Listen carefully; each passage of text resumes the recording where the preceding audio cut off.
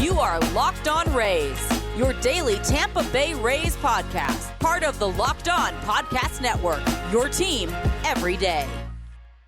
Another edition of the Locked On Rays podcast, and today we have the pleasure of speaking with Tristan Peters, who is one of the Rays' up-and-coming prospects, and also you can find him and watch him in spring training. Tristan, thank you for joining us today. We really appreciate it.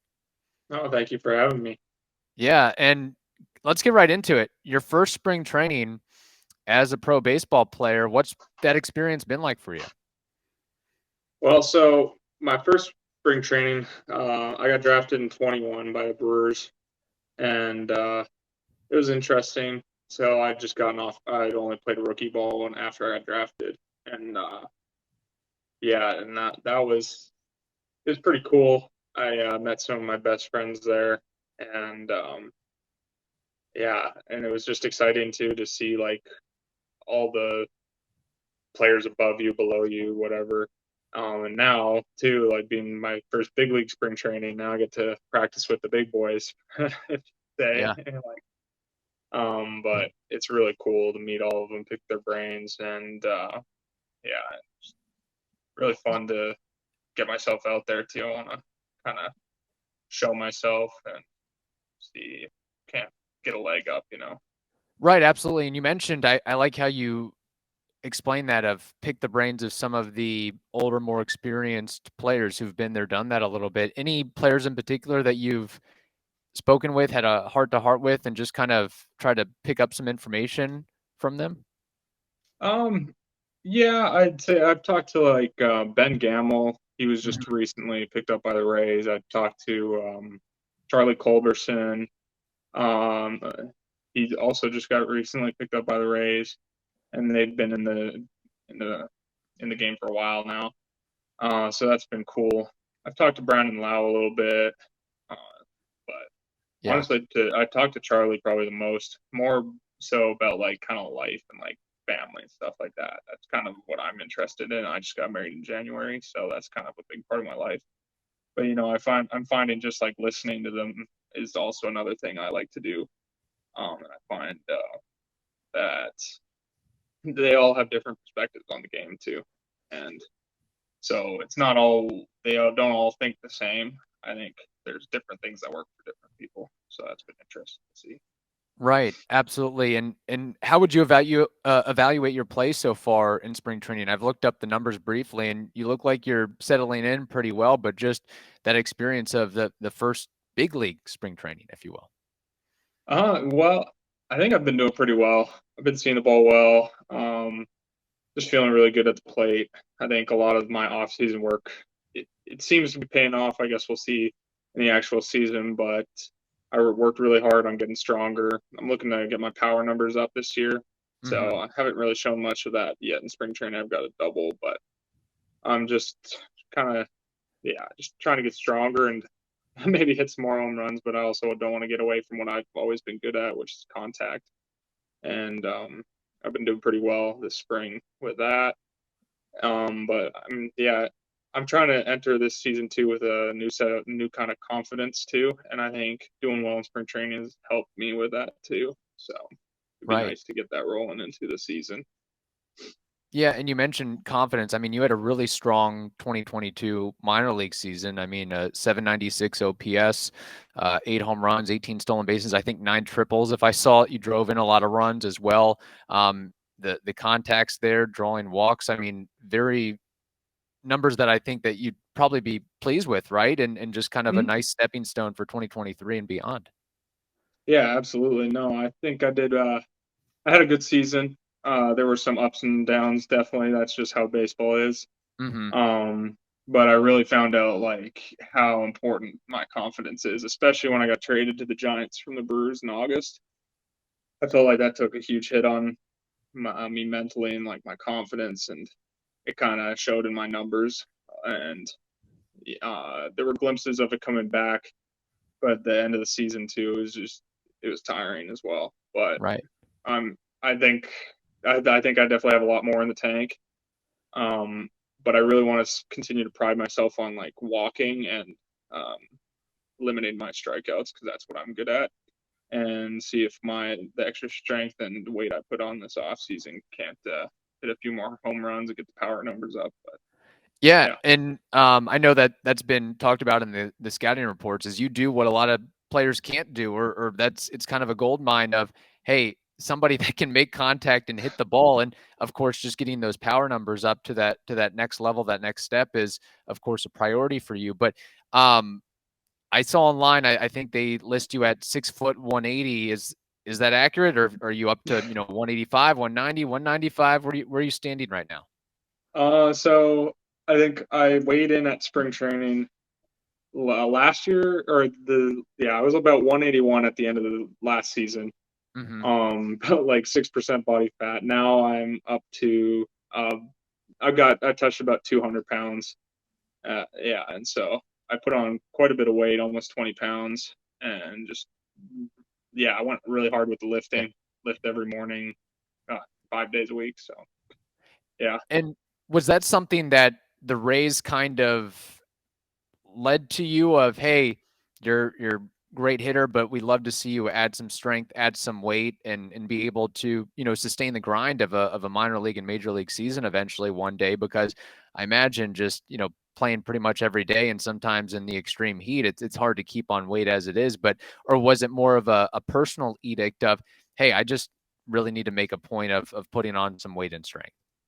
Yeah. So it was originally the Giants kind of. They were Okay. like, basically all we want you to do is hit the gym. We don't care if you don't swing at all. We are not worried about your swing or anything like that. Mm-hmm. And the Rays didn't. I got traded in November, so the Rays didn't have much to say. They wanted to kind of see me before they made any um, like adjustments to anything that Yeah. I would do. So I just kind of set it as my priority, um, which the Giants told me to do that, and my mind was already set on doing that.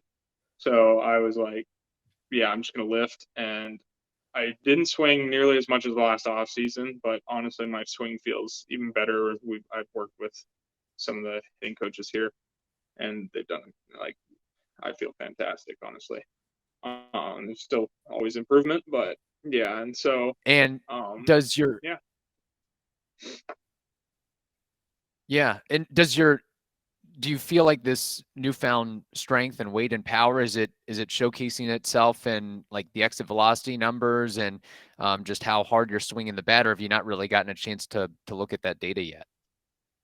Yeah, I haven't really seen any of that data yet. Um, I feel like based on just what I've seen for myself, I don't think I've seen it yet.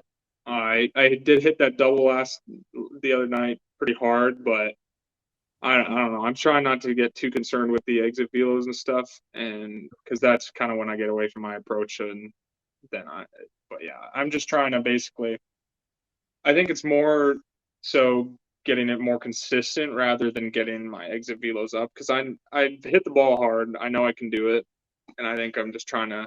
I think it's more of an approach for me, like a mental approach, and then Right. with the extra weight, who knows? Maybe I'll hit it a little harder. But we're also working on getting elevation to the ball as well with my swing. Yeah, no, that's great insight there too. And just kind of piggybacking off of that, you hear a lot, or sometimes, a sports fan, baseball fan out there says, well, a guy added a lot of strength and weight. That means he's probably not as fast, agile, quick, athletic as he was before. Do you feel like the added weight and strength has had an effect on your athleticism, or do you feel like you're still mobile, just about as you were of previous years? Um, I'd say I'm probably more mobile now. Mm-hmm. Um, we didn't just work weight training and like getting strength on it. We did like sprint work too. I wouldn't say I don't know how much we haven't really tested if I've gotten much faster at all, but I feel a lot quicker, like just like quick steps and side to side movement. Because that was a point that I really wanted to hit on too, while lifting. Right. But yeah. Awesome. And then, I mean, you mentioned it. You've had quite the whirlwind of a minor league or pro baseball career, I should say, from being drafted by the Brewers, traded by the Giants, to now being with the Rays. I mean, three teams in such a short time, I guess that it must weigh on you just, mentally and physically and spiritually as well a little bit. But I guess everything happens for a reason. But just can you kind of outline that process of just having to kind of pick up and run, pick up and go so much of late? Mm-hmm. Yeah, it's one of the weirdest feelings ever. The one from the Brewers, the trade from the Brewers to the Giants was way tougher than the one to the Rays. It was during the season. I think it kind of destroyed me mentally, honestly, at the time, because we're nearing the end of the season. I felt physically and mentally drained, and Yeah. then I had to pick up my stuff and go. And it was funny too, because I was proposing at that time. Like when I got traded, I proposed about a week later, and it was just a lot going on at once, and I didn't know anybody. I think that was hard on me.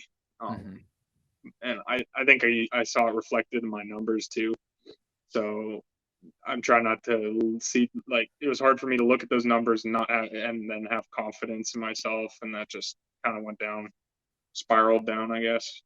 Yeah. But yeah, that's why I'm really focused on getting my confidence up and getting through the season with high confidence the whole way through. Right. And I guess you could look at it two ways of, a team is letting you go, but there's another team that wants you in Mm-hmm. acquiring you. And that seems to be the case for the Rays. Did they tell you anything about, once you joined the team and got into the Rays system of like, hey, this is why we went after you. This is why we like you as part of our group going forward. I don't hear a lot about that. I think they keep Mm-hmm. more to themselves with that kind of stuff. I think just based on what they have going on in the minor leagues, I think they're looking kind of more for a lefty bat and maybe a more contact type hitter. But I'm not entirely sure. I didn't hear anything when I got traded to the Giants either. But I mean, it's telling too. Like it's really cool because both my trades were one-on-one trades for pretty good players. Like the first one was Rosenthal. I Yeah. mean, he was hurt, but he used to be a really good pitcher. But and then Giants put Wisely onto the 40 man after they traded me for him. So it's pretty cool to see. So I think they see something good in me, and like it's another. I use it as a confidence booster. Yeah, absolutely. I mean, I would think evaluated highly. In fact, one for a longtime major leaguer. Any baseball fan knows the name Yeah. Trevor Rosenthal. And I know that with Tampa Bay, Brett Wisely was a up and comer and really well liked too. And then, of course, like you mentioned, added the 40 man of the Giants when he was acquired by them as well. So, and kind of off of that and being in the Rays organization, I know it's, just kind of getting into the season here, but any differences in terms of how the organizations operate or communicate or present information to you between the Brewers, the Giants, and the Rays, or nowadays, are all major league teams sort of similar and kind of follow the same protocols, if you will? Well, I'd say kind of like overall, it's very similar. However, like the Brewers, they love their numbers. They love like exit velo and stuff like that. I Mm-hmm. found anyway. Um, and they wanted us to they made it wasn't as individualized. It didn't feel like, or like coaches weren't individually teaching you. And I feel like I felt a lot of that here with the Rays, and I love that.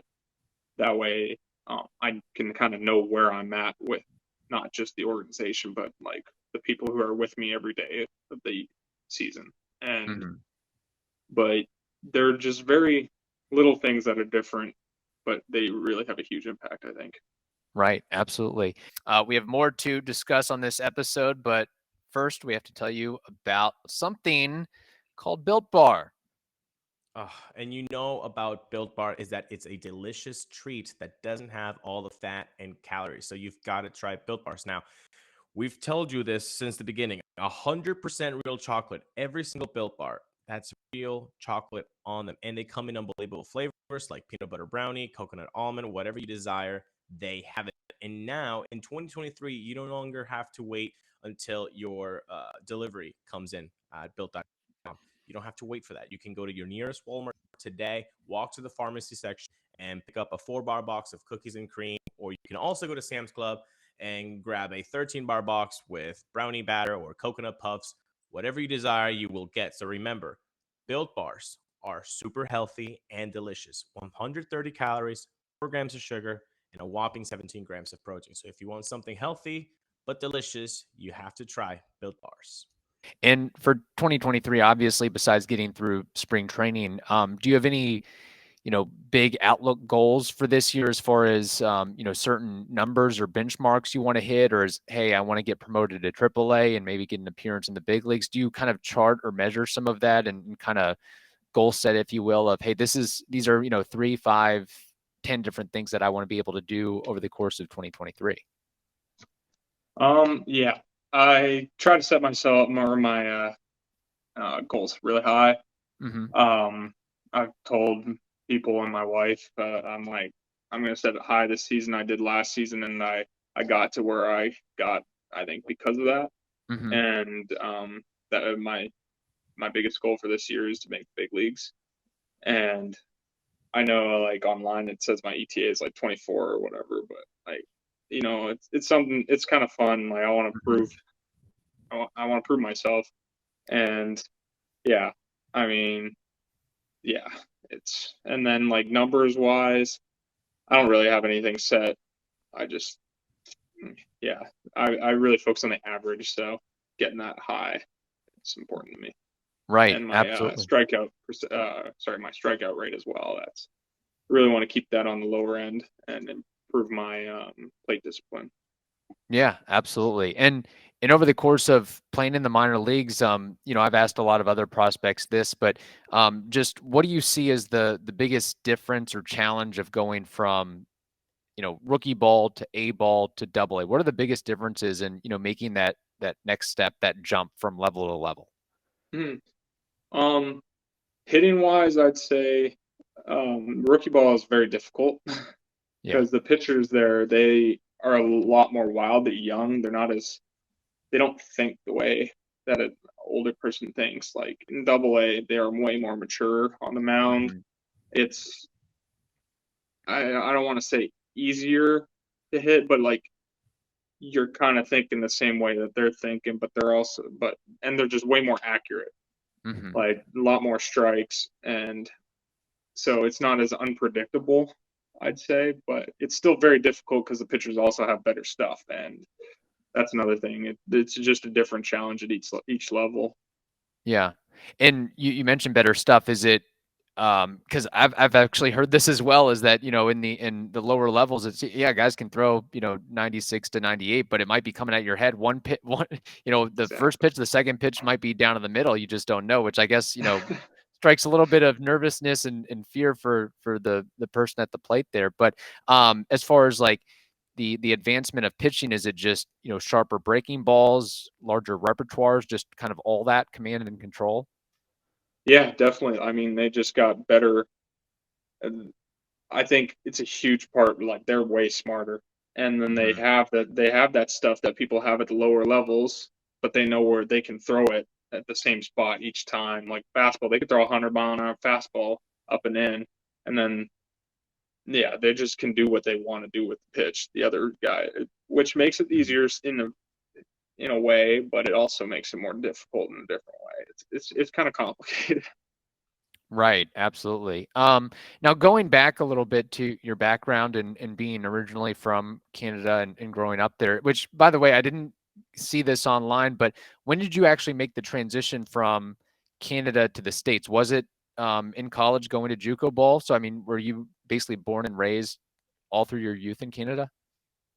Yeah, so I was born in Winkler, Manitoba, Canada. Pretty small town, about 12,000 people. I played baseball since I was like 4, like t-ball, and not crazy competition there. It's a small Hmm. town in the middle of nowhere. So I left that town when I was 16 to go play at another high school 12 hours west in Canada. And Mm. so I played there for 2 years. We would do trips to the U.S. and play, like, club or like travel ball teams and stuff like that. And then we had some good teams in Western Canada that we play. And so it was a lot more competitive, a lot more exposure to scouts and stuff like that, like schools. But yeah, the first time I came to the U.S. and like to live and play baseball was, 2018 in junior college for 2 years. How much of and we actually interviewed Curtis Mead multiple times on the show, and I think Australia to the US is probably a bigger culture shock than Canada to the US, but I'll ask you regardless, just any major cultural differences or lifestyle differences in going from Canada to the States for you? It's not terribly different. I find it's a lot more individualistic here. Back in my hometown, it's very collectivist, I guess you could say. Like our family is always together. Like we're almost never apart. So it was kind of weird for me to leave. There was like a couple family members that weren't in that town, and I was one of them. But yeah, it's a lot more individualistic here, which I like to an extent, but I like the family aspect as well of Canada. Right, absolutely. And you mentioned, I mean, pretty much playing baseball your whole life. Was it solely baseball, or did you also dabble in other sports, be it hockey, basketball, lacrosse? I mean, what was kind of your sports childhood growing up a little bit? Well, I loved hockey. I played that until my sophomore year of high school. And then I pretty much pursued baseball, just baseball. I also love volleyball. It's probably one of my favorite sports. I played soccer up until high school. I played basketball until high school. So I played, yeah, pretty much everything I could. Yeah, no, that's great. And I mean, I've heard, I know Kevin Kiermaier, former race player, was very adamant that, hey, it's important to diversify yourself and play a lot of different sports Absolutely. and get that experience in competition and working different muscles and just not getting burnt out in any particular one sport. And kind of, Absolutely. yeah, and basing off of that a little bit, I mean, I'm just curious. I mean, when I think of Canada, I think, hockey first, and then, maybe, I don't know, basketball, baseball, you mentioned volleyball. What is the kind of the hierarchy of sportshood up in Canada? Is it hockey number one and then baseball, or is it basketball? I mean, kind of what are kids playing, most often there? It's definitely hockey. I Yeah. started skating when I was like 2 years old. So Yeah. people start young there and they play, and we got a ton of NHLers and like from my hometown too. But Hmm. baseball is definitely making it's going up the ranks. I'd say it's honestly probably second to hockey now. Wow. But volleyball and basketball is pretty popular there too. But hockey Yeah. just blows everything out of the water. Right. Absolutely. And do you, I mean, since, over the last handful of years, whatever it may be, do you see baseball growing in popularity? I guess depending on what the Toronto Blue Jays do and what some other, players from Canada have success in the big leagues, because it seems like, I've, after, being on this earth for a couple decades now, it's like, man, you look at it and there's like a lot of Canadian players that have had success at the big league level. And I would imagine that has some sort of positive effect on the country too, of like, hey, if Larry Walker can do it or somebody can do it, then I can do it as well. Yeah, absolutely. And I think the Blue Jays are honestly a huge part of that, especially that I Mhm. know they had when I was growing up when they had Jose Bautista, Josh Donaldson, all those players. Like Yeah. baseball was it started to blow up in Canada.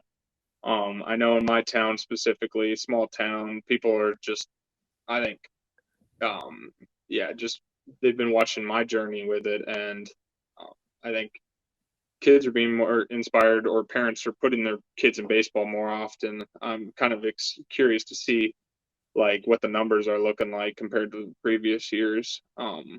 And I love growing up in that community too. I grew up right on the baseball diamond side, and like Yeah. a 1 minute walk to the baseball diamond. So it's definitely becoming a lot bigger, and I think that's also due to these academies. Like I went to Okotoks Dogs Academy, and I think Hmm. that was huge for those places are huge for baseball because they're broadening it, like they're expanding throughout. They have a summer league in Canada too. It's really cool. Yeah. And kind of focusing on that for a second. So these academies, I mean, I look, I don't know a whole lot about Canada. I just assume, hey, it's Canada, hockey, cold. I couldn't imagine playing baseball up there. But how does that work exactly? Does it have to, if you're trying to play year round, is it teaming up with one of those academies and then you got to travel to the States and play tournaments in, California, Texas, Florida? Is it, unless there's a bunch of indoor facilities that I don't know about, just how does that work of being able to maintain your game and your skill set playing up north like that? Yeah, that's what makes it tough to play baseball in Canada because Mm-hmm. the winters are so long. You need an indoor facility and they're not cheap. And Yeah. those academies, they provide that. At least Okotoks had an amazing indoor facility, and it was a huge advantage for us players there. And so we'd be playing all year round. In my hometown, we couldn't do that. So I'd be playing hockey in the winter, baseball in the summer, Mm-hmm. which it worked. But I feel like if you really want to get really good at a sport, I think you have to play it all year round or train for it at least. And yeah, and I think those academies allow that.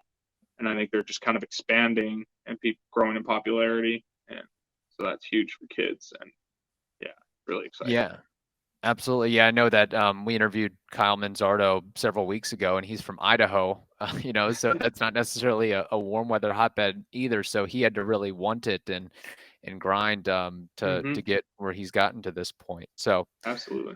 yeah. Now, as far as growing up and playing in Canada, were there any players that you idolized, any big leaguers at the time when you were, kind of going through your youth of, hey, I want to be like this guy or that guy? Were there a player or two that you kind of, always enjoyed watching growing up? I know when I was young, my dad was very, very passionate about baseball, and he didn't play it. He played more like fast pitches, like softball. Yeah. But he loved the hitting aspect of it, and we would always look at video of Albert Pujols. I wouldn't say he was. I didn't watch baseball a lot, but I kind of modeled my swing off of him in the beginning. But I've always kind of I like being my own kind of player, and I mean, there's similarities to other players in it, but I never really had a favorite player, to be honest. But Right. No, understood. But first, we have to tell you about our good friends at FanDuel. The midway point of the NBA season is here, and now is the perfect time to download FanDuel. It's America's #1 sportsbook. That's because new customers get a no-sweat first bet for up to $1,000. That's bonus bets back if your first bet doesn't win. So just download the FanDuel Sportsbook app. It is safe, secure, and super easy to use. Plus, FanDuel even lets you combine your bets for a chance at a bigger payout with a same game parlay. So don't miss the chance to get your no sweat first bet for up to $1,000 in bonus bets when you go to FanDuel.com/lockedon. That's FanDuel.com/lockedon, LOCKEDON, to learn more. Make every moment more with FanDuel. They are an official sports betting partner of the NBA. Now, Tristan, just kind of, moving along from, growing up and playing in Canada and then getting to junior college ball in Arizona and then Southern Illinois, recruitment process work for you of first off landing at a junior college and then winding up at Southern Illinois? Was it something where you and your coaching staff in Canada had to, make those calls and inquiries, or were, these college teams kind of pining for you, or a little bit of both? Yeah, coaches in Canada, they didn't really have much to do with like the recruiting process to SIU. It was more just the coaches at the college, and then I would talk to my dad, my parents, and just people like that. But yeah, I felt like it was my decision, and so yeah, I didn't have a ton of influence from any outside sources. I'd say it was pretty much just me and my family just making those decisions.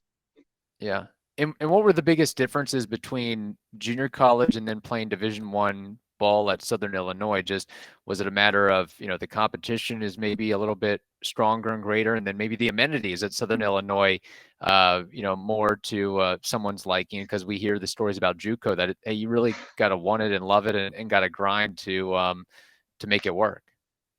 Yeah, it was probably definitely the amenities that were the biggest difference. Honestly, the junior college league that we were in was really good. We had like Central Mhm. Arizona, Yavapai. They bring out some huge players, a lot of D1 bounce backs and stuff like that. But I I would say well, also we were a wood bat league, so transitioning to metal was a little interesting because also in Canada in high school we swung wood. So I've been swinging wood my whole life until SIU. So that was an interesting transition, but I didn't mind it too much. I Right. like swinging wood though.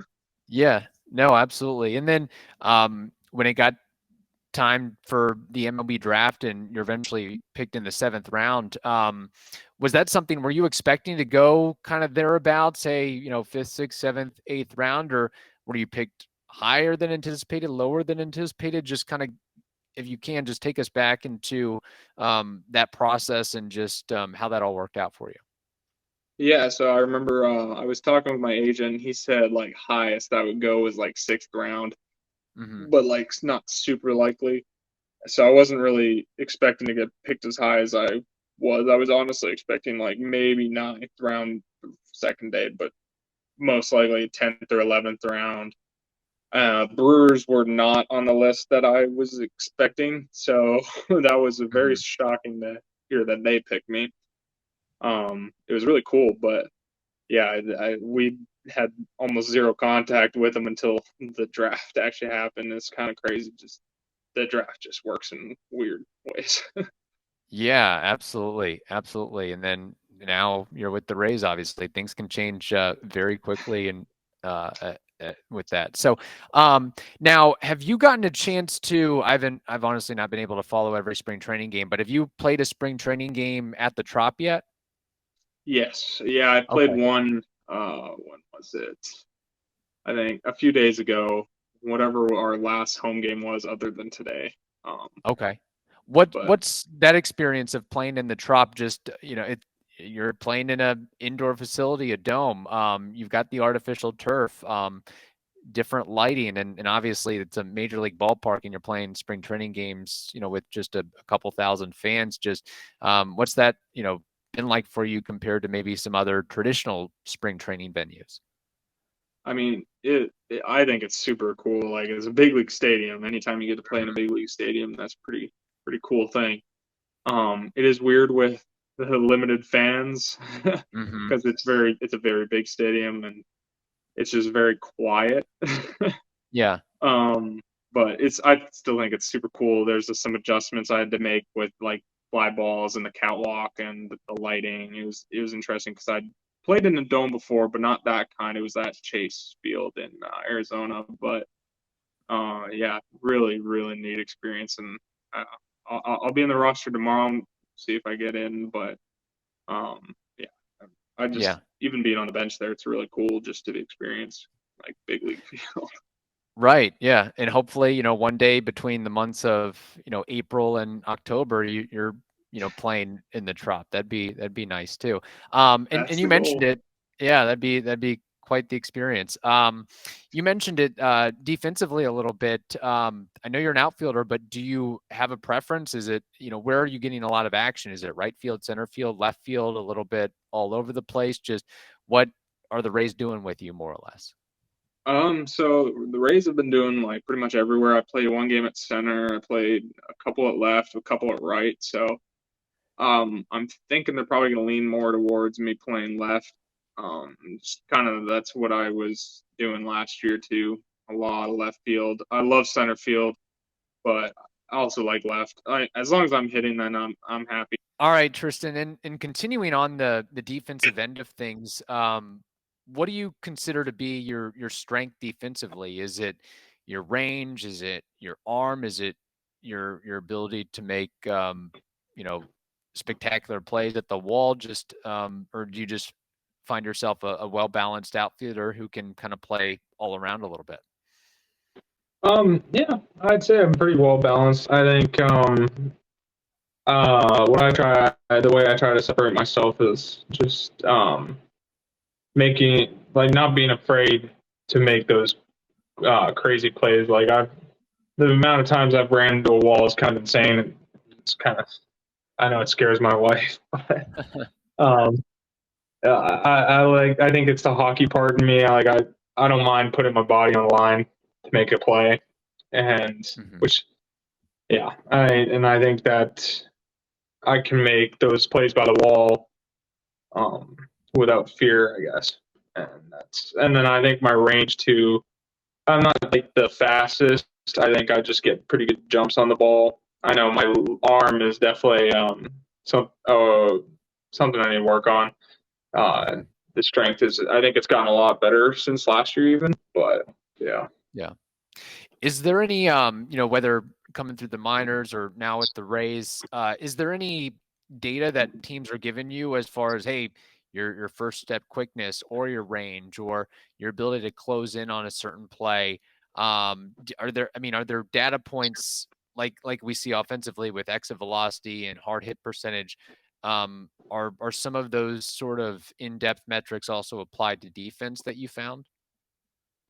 Yeah. So with the Brewers, I think they measured first step quickness, but we never really saw that data. They did show us like our sprint speeds, but I think that was running down the first base line, which, I mean, it's the same kind of deal. But I know the Rays have talked a lot about how they prioritize like first step quickness, and they have like percentages. It's pretty similar on every team I've been with. They have like Hawkeye system, and they're trying to do that more so in minor leagues now. But it shows your first step quickness, probability of catching the ball, and kind of things like that based on positioning. Right. Absolutely. And then just, this is a question that we like to ask minor leaguers, just a day in the life. So what is your typical game plan or outline from, more or less the moment you wake up to the moment you get to the ballpark, play the game, and then go to bed? Just what's your routine if you have one? Oh, man. I'm trying to remember the last year. It's going to be different this year. My wife's coming along, so yeah.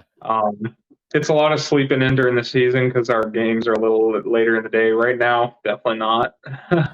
But I don't really have much of a routine. I like to show up to the field early, just get there early, chill out a little bit, just talk to the teammates, lift if I have to. I'm trying to make that more of a focus this year, lifting during the season. It's very tough to find the motivation, but yeah, I'm trying to incorporate that in my routine. Yeah. And what do you find to be, the most challenging or difficult part of being a minor leaguer? Is it, the constant travel, the grind of playing just about every day? Is it, being away from family and friends? I mean, now you'll have your wife traveling with you, which I'm sure will help, but just, what the most difficult aspect of being in that situation? I think it's travel mostly and being away from family. I'm used to, like, I moved out when I was 16, so I'm pretty used to being away from that family, like my parents and stuff. I like when they come visit. I love it, but Yeah, it was definitely hard last year. Like my wife, or excuse me, my girlfriend and my fiance at that time, but we were doing long distance. I think that was hard. Now it's going to be really nice to have some support when I come home. yeah. So yeah, I'm really looking forward to that, but definitely just the distance between you and your family and all the traveling that you do.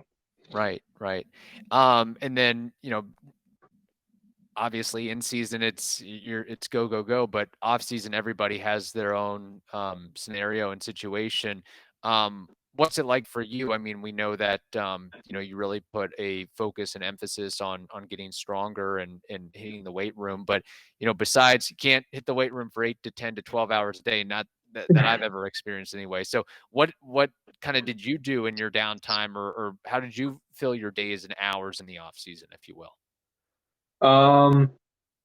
I need to do some extra work. I helped my brother-in-law out with his business and his backyard and stuff, just to get a little extra cash. And then the rest was being with my wife, wedding planning and stuff. She did most of it. I think she worked probably the hardest out of the two of us, but I know there was a lot of stress with that, so it felt like a really busy off season. It wasn't a lot of off Yeah. this time.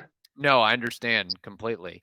Now getting into, what we like to consider some fun questions, a little bit off the subject of baseball, if you will. Besides baseball, what do you like to do in your downtime? What's your favorite hobby or activity? I love video games. Okay. I like to, yeah, like I like technology. I build computers and stuff like that.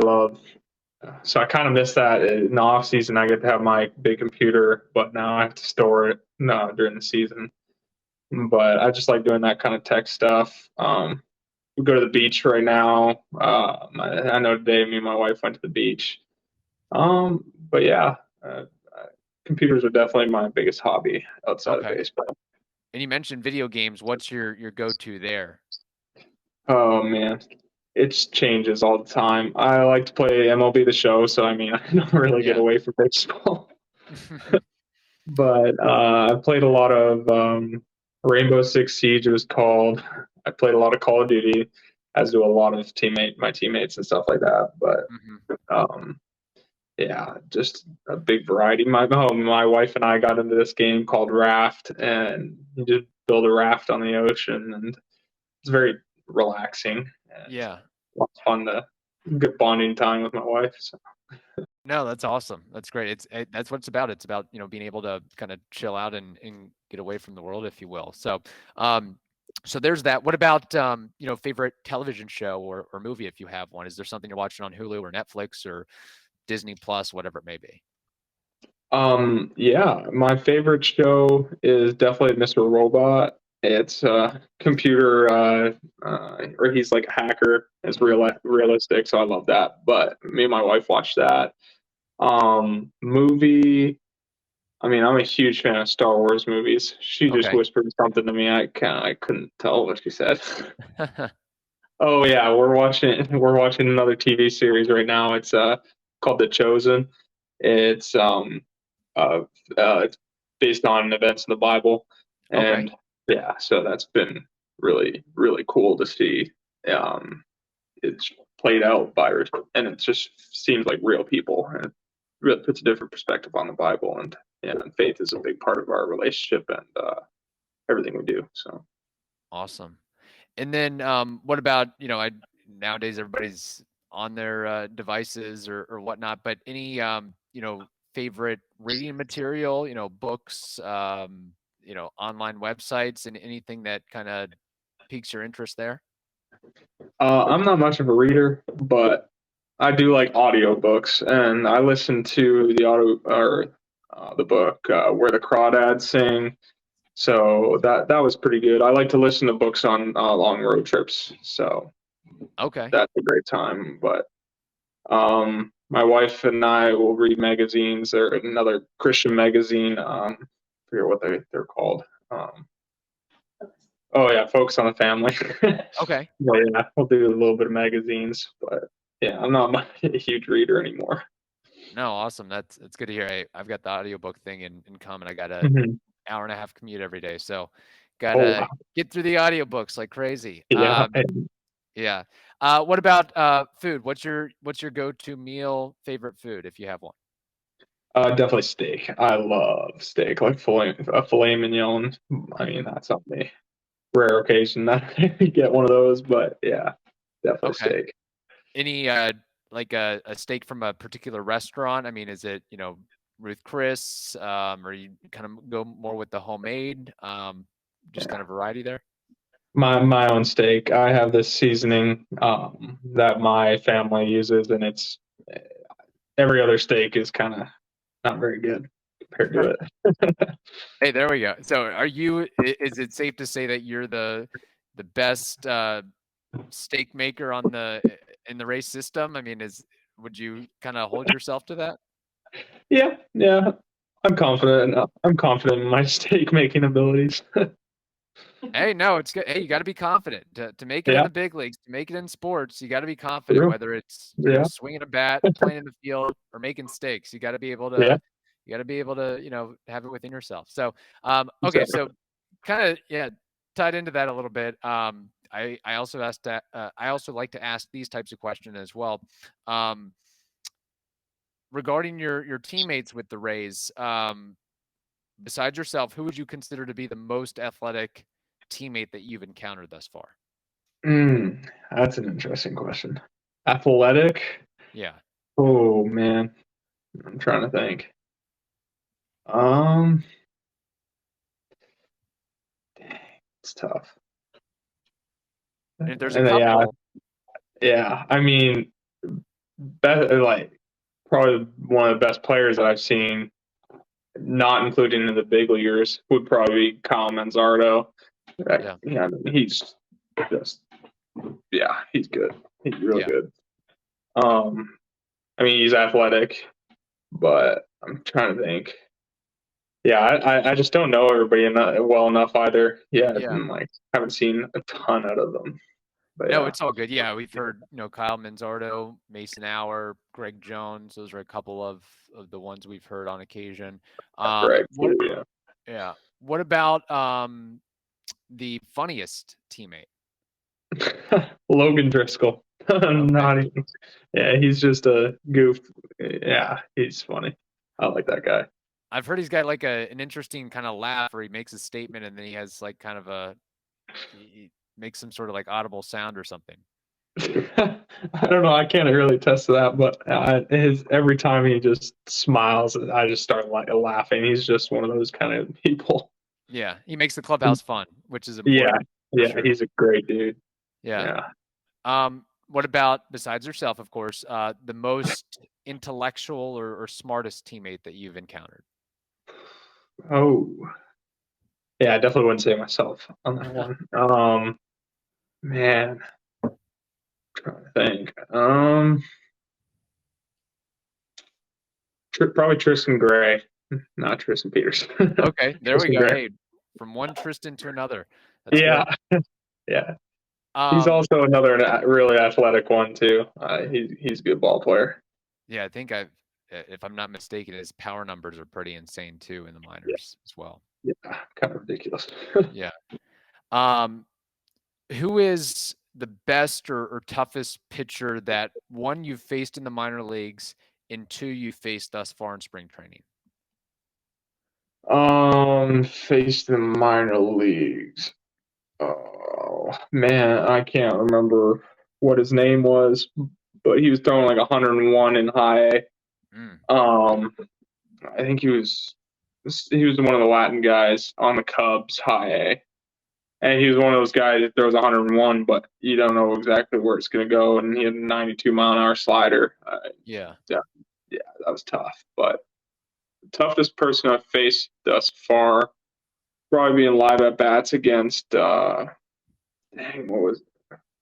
I think it was Rasmussen. Yeah. Okay. I think it was him. Yeah. That was definitely him. I got a good hit off of him, but he struck me out like 3 other times. So. Hey, he struck many guys out at the big league level, so don't be too ashamed about that. Yeah, he's good. He's a good pitcher. Yeah. He might be the next guy that gets a contract extension by the Rays. He's a good one for sure. Now, if you weren't playing baseball, what do you think you'd be doing as far as a career path? Have you given any thought to that? I would be wanting to do cybersecurity. Okay. I love it. I just not so much programming, but cybersecurity. If I could build computers too, just for a living, that'd be really cool. Yeah. That seems like a good industry to get in nowadays with everything going digital and all the hacking that we've seen and all the data breaches. So there's a lot of positions like that are around for sure. And I forgot to ask this as well. Do you have a favorite musician or artist or type of music? What's your go-to there? I like my favorite genre is probably blues, country kind of blues. My favorite artist right now, and for a while now, his name's Charlie Crockett. Okay. He's a distant relative of Davy Crockett, but he's got my favorite kind of music. It's like country blues, Western. I love Western music. Awesome. And then what is a interesting or fun fact about yourself that we have not mentioned on this podcast yet? I think the listeners should know that you're from Canada, you play baseball, you're good at it. Any kind of interesting stories or tidbits about, yourself? Maybe, you write right-handed, but you are a lefty. Like, what's kind of a fun fact about yourself, if you can think of one? Oh Or man. your family too. I mean, or your background. Oh yeah.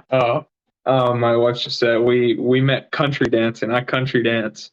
Me and my wife do, and so we'd love to do that.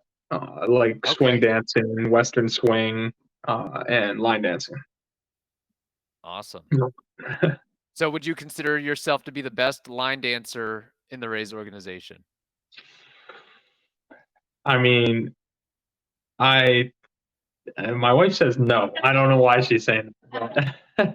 I don't know anybody else that dances, Yeah. so I think so.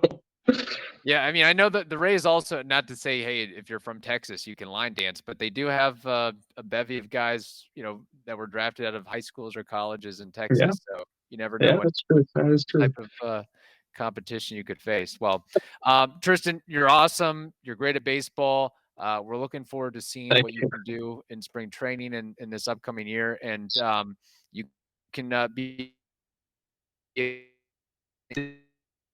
last words you'd like to say to the Rays fan base out there. In anything, whether it's, just looking forward to being in the big leagues one day, or, if you want to, if people want to reach out to you on social media, just any message you have for the fan base. Yeah, I love meeting fans. I love the kids too. Just getting to interact with them, sign their baseballs, and their whatever they got. Yeah.